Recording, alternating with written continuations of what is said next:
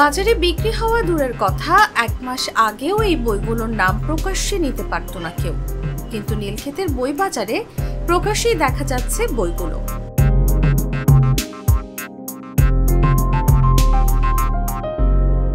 Major ডালিম আর মতিউর রহমান রিন্টুর লেখা বইগুলো কিনতে রাজধানীর বই দোকানে ভিড় করছেন পাঠকরা, যাদের মধ্যে অধিকাংশই তরুণ।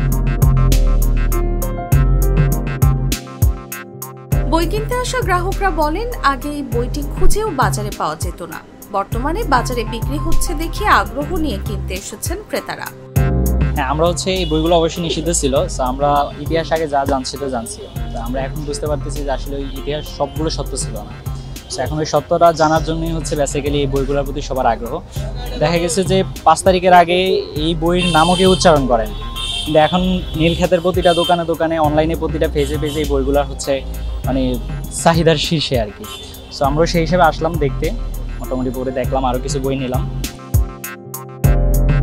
বর্তমানে জনপ্রিয় বইগুলোর মধ্যে রয়েছে মতিউর রহমান রিন্টুর আমার ফাঁসি চাই, মেজর ডালিমের লেখা যা দেখেছি, যা বুঝেছি, যা করেছি, আমি মেজর ডালিম বলছি, পিনাকি ভট্টাচার্যের লেখা স্বাধীনতা উত্তর বাংলাদেশ অন্যতম।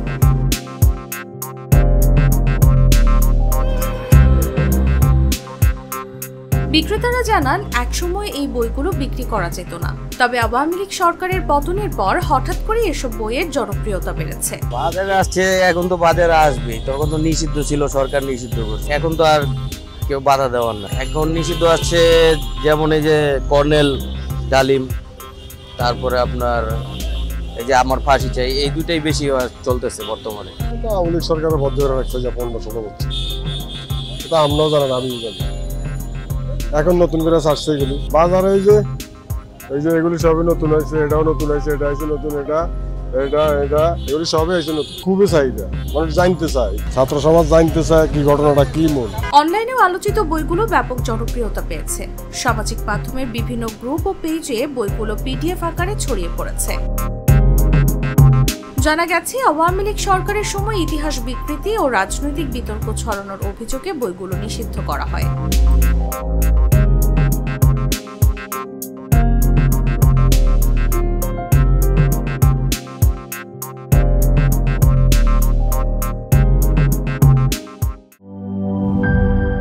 Shea butter ও ভিটামিন E সমৃদ্ধ lily glam beauty soap. Lily, always be beautiful.